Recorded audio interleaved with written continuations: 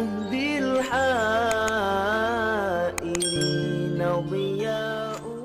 السلام عليكم ورحمة الله وبركاته. بسم الله الحمد لله والصلاة والسلام على رسول الله سيدنا محمد بن عبد الله وعلى آله وصحبه ومن والاه ولا حول ولا قوة إلا بالله.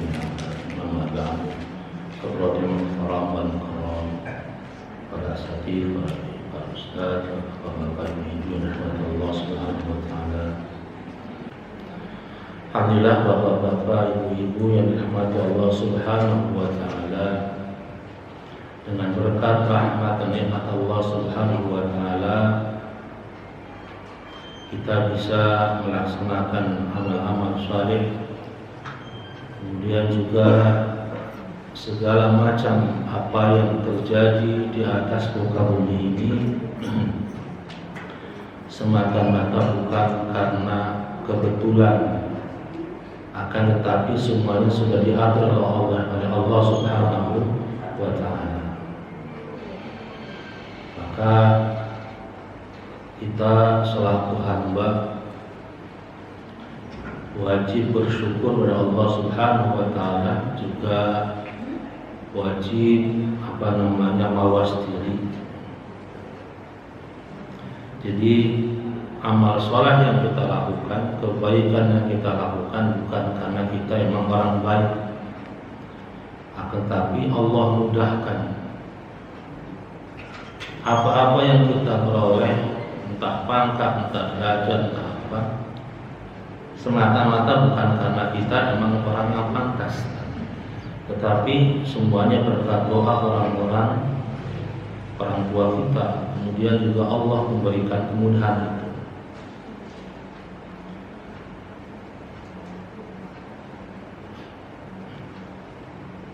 Jadi ya selayaknya kita seorang hamba, kalau ingin menuju satu hal yang menjadi husnul khatimah, adalah dengan berupaya, dengan beristihad, berjihad, memaksakan diri untuk melakukan hal-hal ketaatan.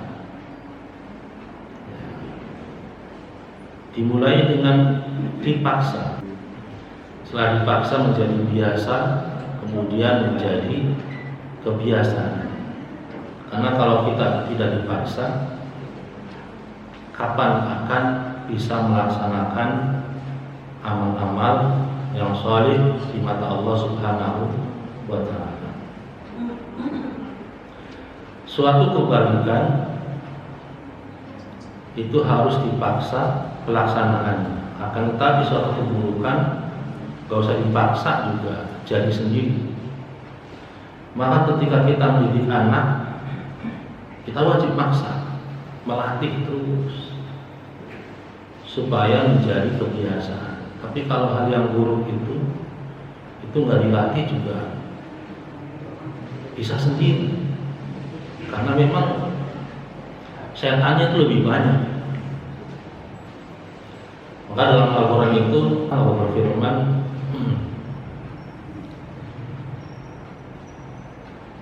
yukhrijuhum minal dhulumat ilan nur. Orang-orang beriman itu Allah keluarkan minal dhulumat, dari kegelapan.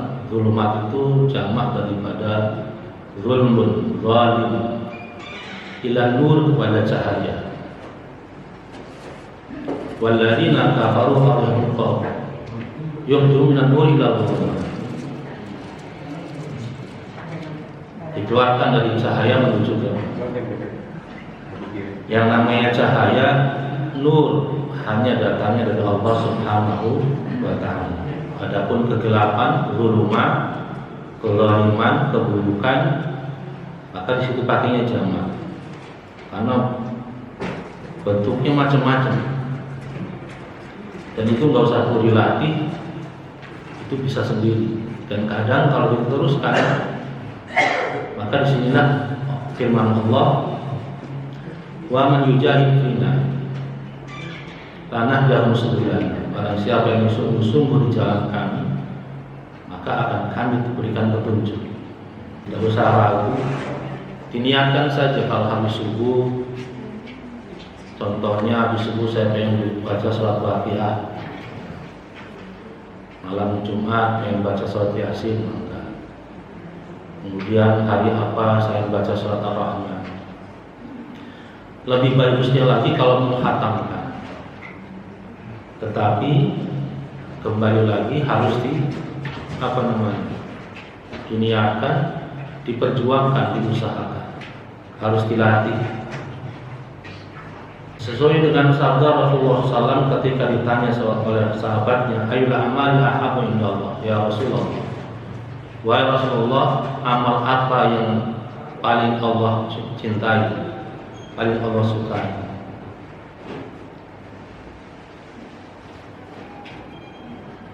Jawab Rasulullah, wa maha wa in qalla, adalah amal yang kontinu, yang terus menerus, yang istiqomah, wa in qalla, walaupun sedikit.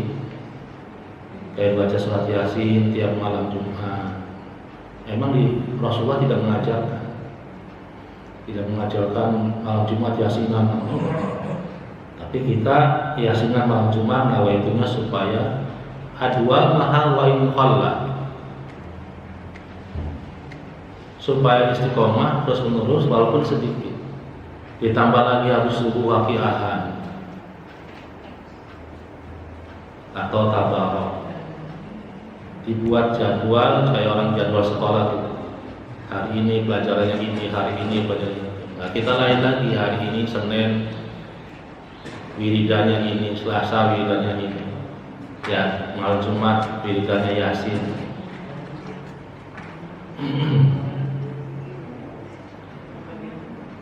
Lebih bagus lagi kalau sampai satu umroh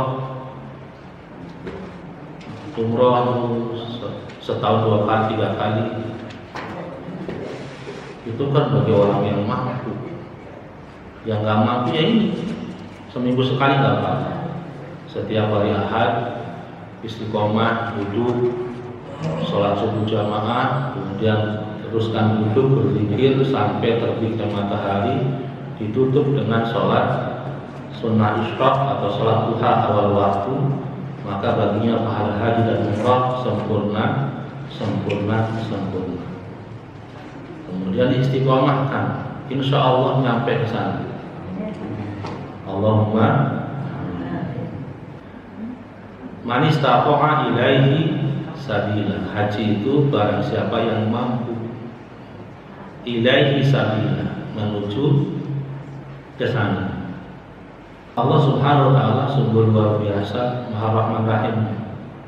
Dijadikan suatu amalan yang kalau dilaksanakan pahalanya sama seperti, dalam artian bukan berarti itu nggak usah haji umroh, punya duit banyak usah haji umroh, udah cukup iktikaf di masjid, habis subuh sholat jamaah sampai isyraq, nggak begitu. Seperti tidak sama. Bismillahirrahmanirrahim. Faslun wa 'alaika bil husni tawafa wa ghairun batatin. Waqad qala Rasulullah sallallahu alaihi wasallam, dan sungguh Rasulullah SAW telah bersabda, buniyad din ala nadhafati, bahwasanya agama itu dibangun di atas kebersihan. Wa qala alaihi salam, innallaha nadhifun yuhibbun nadhafah. Kemudian Rasulullah juga bersabda, sesungguhnya Allah itu bersih, suci, yuhibbun nadhafah, menyukai kebersihan. Wa tahsulun nadhafata al-batinah bi tazkiyatin nafsi an radhil akhlaq kal kibri wa riya wal hasad wa hubbud dunya wa khawatiha. Dan kebersihan batin akan berhasil dengan bi tazkiyatin nafsi, dengan mensucikan jiwa, an-radhil akhlaqi kal kibri wa riya wal hasad wa hubbud dunya wa khawatiha. Membersihkan jiwa dari akhlak-akhlak tercela seperti sombong, riya, iri dengki, dan cinta dunia. Wa akhwatuha, dan saudara-saudaranya cinta dunia atau saudara-saudara daripada akhlak yang tercela. Orang cinta dunia di antara saudaranya adalah alamatnya adalah pelit. Tanda-tanda orang cinta dunia adalah pelit. Wa ta'diyatiha bimakarimil akhlak. Setelah mensucikan, membersihkan jiwa dari akhlak-akhlak tercela, maka dilanjutkan dengan mengisi jiwa tersebut, menghiasi jiwa tersebut dengan bimakarimil akhlak, dengan akhlak-akhlak yang terpuji. Katawadhu wal haya wal ikhlas was safa wa akhwatiha. Seperti apa itu? Seperti contohnya akhlak terpuji adalah seperti tawadhu, rendah hati, bukan rendah diri ya. Rendah hati, tawadhu, bisa tapi pura-pura enggak bisa. Mengizinkan berikan pada yang lain. Tawadhu, rendah hati. Wal haya, dan sifat malu. Wal ikhlas, dan ikhlas. Wasakha, dan dermawan. Pepatah Arab mengatakan tawadhu kan najmi la al-nadir ala suhatil ma'i wa huwa rafiq. Wala takun kadukhani yahdu nafsi ala suhatil jawi wa huwa wadi'. Ini kata-kata mutiara Arab kalau dulu belajar mahfuzat waktu saya pesantren. Tawadhu takun kan najmi la al-nadir. Jadilah kamu orang tawadhu. Takun kan najmi la al-nadir. Jadilah kamu orang tawadhu, kamu akan seperti bintang. La al-nadir. Kelihatannya rendah. La al-nadirin, dipandangnya enak bagi orang yang memandang. Ala sahhatil ma, di jernihnya air. Wa huwa rafiqun, padahal dia tinggi. Orang kalau kita lihat bintang, ada apa namanya di telaga tuh, ngelihat pembulan, lihat bintang, mandangnya itu nggak perlu dengar, cukup melihat di air yang jernih itu. Kelihatannya rendah, enak dipandang, padahal wahwa wafiqun, padahal dia ada di langit. Bintang itu ada di langit. Wala takun katukhan ya'lu bi nafsihi ala tawhatil jawi wa huwa wadi'un. Jangan jadi seperti asap. Jangan jadi seperti asap. Ya'lu bi nafsihi, menyombongkan diri sendiri, ala tawhatil jawi, terbang ke langit. Wa huwa wadi'un, padahal asalnya adalah di bumi rendah. Jadi orang tawadhu seperti bintang. Wal haya, dan sifat malu. Wal ikhlas, dan ikhlas. Wasakha, dan dermawan. Wa haqiqu hadhil akhlaq wa tariqul khalas min rada'iliha wa sabilul tahsil li fadhiliha qad jama'ahu Imam Al-Ghazali fi syarh al-thani min al-ihya. Dan hakikat akhlak ini wa tariqul khalas min rada'iliha, dan jalan menyelamatkan diri dari buruk-buruk akhlak yang buruk. Wasabil tahsin li fadhiliha, dan jalan untuk berhasil memperoleh keutamaan akhlak yang mulia. Qad jama'ahu Imam Al-Ghazali fi syarh al-thani min al-ihya, telah dikumpulkan oleh Imam Al-Ghazali dalam juz 2 dari kitab Ihya Ulumuddin. Jadi kalau ingin mengetahui bagaimana supaya bisa membersihkan diri dari akhlak tercela dan berhasil menghiasi diri dengan akhlak yang terpuji, kata Sayyid Asy-Syarif, kalau pengen tahu caranya secara lengkap, maka hendaklah membaca juz 2 dari kitab Ihya Ulumuddin. Kitab Ihya Ulumuddin, kitab yang dikarang disusun oleh Imam Al-Ghazali Hujjatul Islam. Ini terkenal sekali. Ada 3 jilid kalau salah.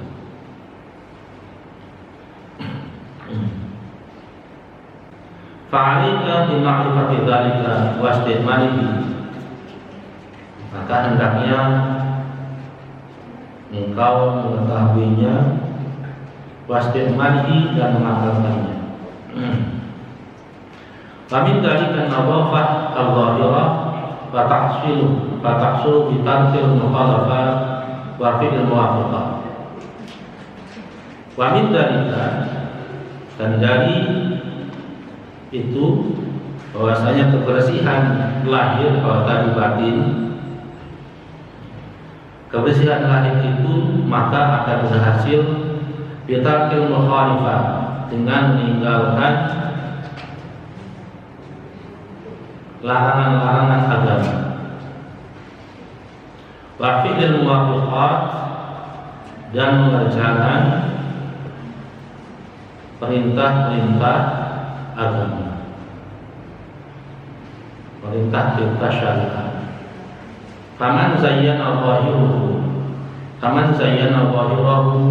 bi mulamasatil a'mal shalihah wa amara bi batinuhu bit takhalluqil bil akhlaqil mahmudah faqad kamalat nadhafatuhu wa illa falahu nasibun minha. Faman zayyana, barang siapa orangnya yang menghiasi lahirnya bi mulamasatil a'mal shalihah, dengan berusaha melaksanakan amal-amal salih, wa amara batinahu bi takhalluqil bil akhlaqil mahmudah, dan menghiasi batinnya dengan berakhlak yang mulia, faqad kamalat nadhafatuhu, maka sungguh telah sempurna kebersihannya. Jadi yang dimaksud sini adalah bersih lahir dan batin adalah kebersihan jiwa dari akhlak-akhlak tercela dan menghiasinya dengan akhlak-akhlak terpuji. Kemudian lahirnya adalah dengan mengamalkan semua perintah-perintah Allah dan menjauhi semua larangan-larangannya. Maka dengan begitu sudah mencapai kesempurnaan dalam kebersihan, kesucian. Wa illa falahu nasibun minha, kalau tidak bisa maka baginya tetap mendapatkan jatah minha biqadri bu'duhu an muhawatil akhlaq. Kalau tidak sanggup sesempurna itu, maka baginya mendapatkan bagian dari sesuai dengan adab dia menjauhkan diri dari hal-hal yang akhlak yang munkar. Wal amal wa qurbihi min mahasiniha, dan bagaimana dekatnya dia dalam melaksanakan, mengerjakan, berusaha mengerjakan akhlak-akhlak yang baik. Wa min aqsamin nadhafatul dhahirah ma arsyada ilaihi syar'u min aqdil fadalat wa izalatil annas wa tatahhirin al-hadath. Dan dari bagian-bagian kebersihan lahir ma arsyada ilaihi syar'u, yang ditunjukkan oleh syariat agama kita, man akhadal min akhdil fadalat, ngambil dari utama-utamanya, yaitu pertama wa izalatil annas, yaitu menghilangkan kotoran. Jadi kebersihan lahir diantaranya adalah menghilangkan kotoran dari badan kita, menghilangkan kotoran dari anggota badan kita. Wa tathhir anil ahdath wal anjas, dan mensucikan dari dua hadas dan najis. Ini kebersihan lahir yang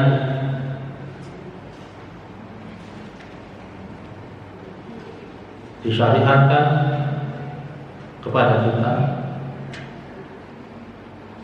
yaitu dengan membersihkan, menghilangkan kotoran dari badan kita dan mensucikan badan kita dari dua hadas dan juga mensucikan dari najis. Amin dalika izalatus syakril anah batan banatful ibti wa qalbihi wa khusus syarib wa ta'limil azbar. Kemudian juga termasuk daripada kebersihan lahir, yaitu dengan izalatus syakril anah, mencukur atau menghilangkan, mencukur bulu yang di bawah. Ini yang paling rendahnya adalah kebersihan lahir, diantaranya akan dianjurkan oleh syariat, diajarkan oleh Rasulullah SAW adalah mencukur bulu marwah, wanatfil ibti, dan mencabut bulu ketiak.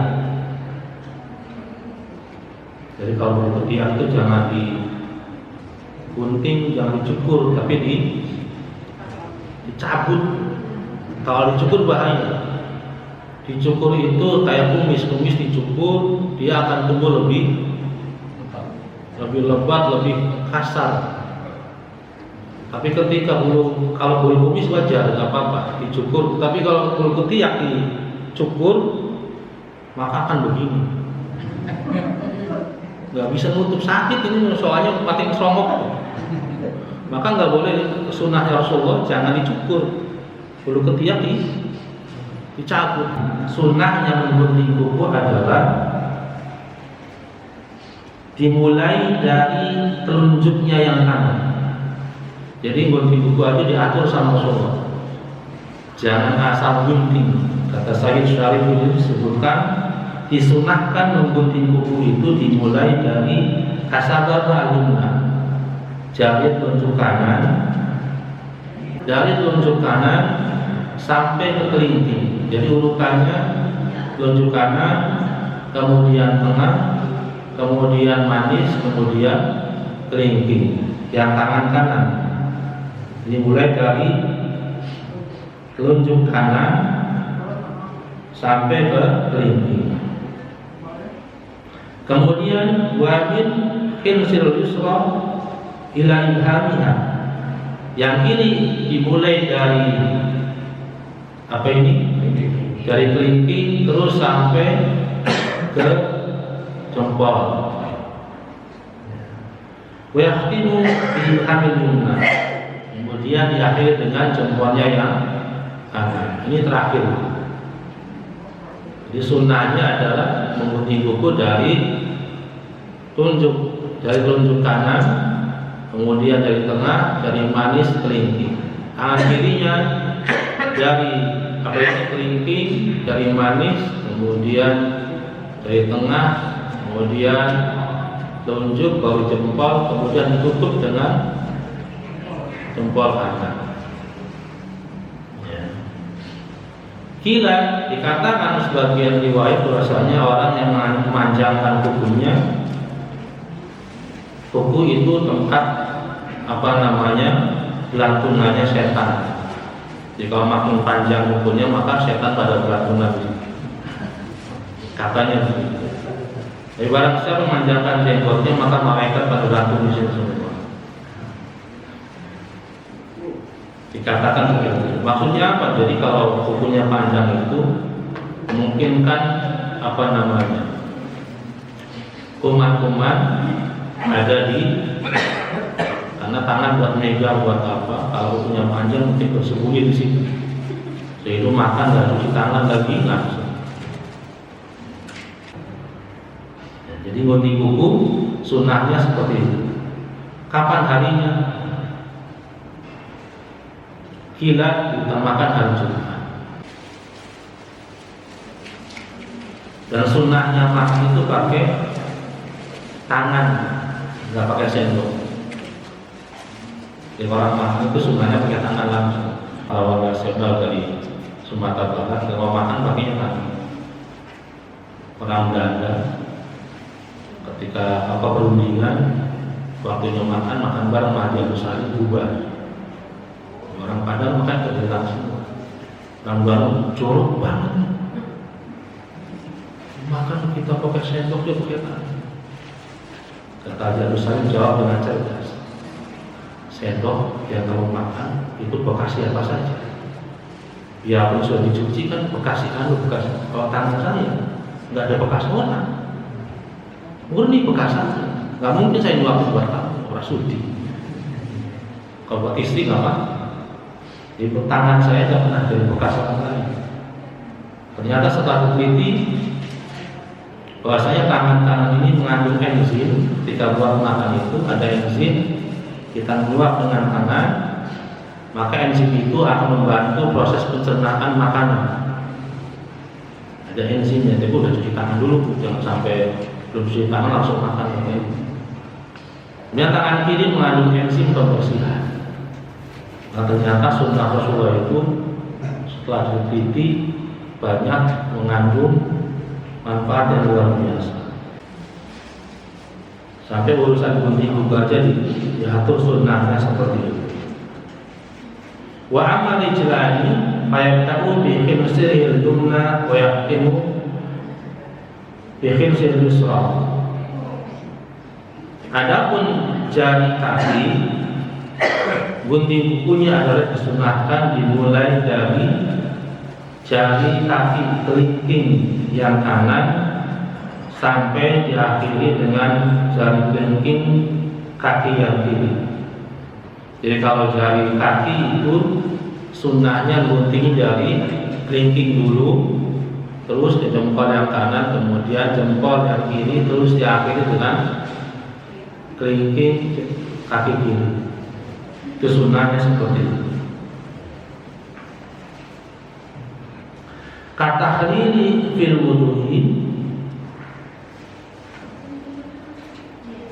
seperti ketika wudu, ya, ketika wudu itu tahlil menyela-nyela jari kaki itu dimulai dari kanan dulu, dari kelingking kanan. Wasul wajhain, wasul yadain, maskur ras. Bedanya apa Bu? Bapak Ibu? Bedanya kalau waslu itu ada unsur gosoknya. Ya, ketika rukun wudu membasuh muka itu, membasuhnya itu ada unsur gosoknya, namanya goslu. Ya, kalau masku itu hanya ngusap saja, nggak perlu digosok. Ketika wudu itu cuci tangan ada unsur gosoknya. Jadi yang pertama goslu, mencuci dua tangan, kemudian wajah, kemudian kaki itu bahasanya goslu bukan masku. Kalau goslu harus ada unsur menggosoknya. Maka sunnahnya ketika membasuh kaki adalah tahlil menyela-nyela, digosok kakinya, kemudian jari kelingking kaki kanan digosok di sela-sela, kemudian terus sampai ke jempol, lari ke ketika wudu kaki kirinya dari mulai jempol sampai kelingking. Itu disunahkannya seperti itu. Kalau masuk hanya mengusap saja, airnya ditampung, bukan disiramkan, tapi ditampung airnya, dibuang, baru ke kepala, diusap ke kepala. Kemudian ketika wudhu kita seperti itu digosok yang kencang, itulah yang akan menjadi apa hadisnya? Khurran hajjarina min akhir wudhu. Itulah yang akan bercahaya. Semakin kencang kita gosoknya, maka semakin bercahaya nanti di yaumul qiyamah. Hum ashabul yamin. Mereka lah orang-orang golongan kanan yang mengeluarkan cahaya mukanya, kepalanya, tangannya karena bekas wudhu. Mari kita akhiri dengan bersama-sama membaca doa kifaratul majlis. Subhanakallahumma bihamdika asyhadu an la ilaha illa anta astaghfiruka wa atubu ilaik. Wal 'afwu minkum. Assalamualaikum warahmatullahi wabarakatuh.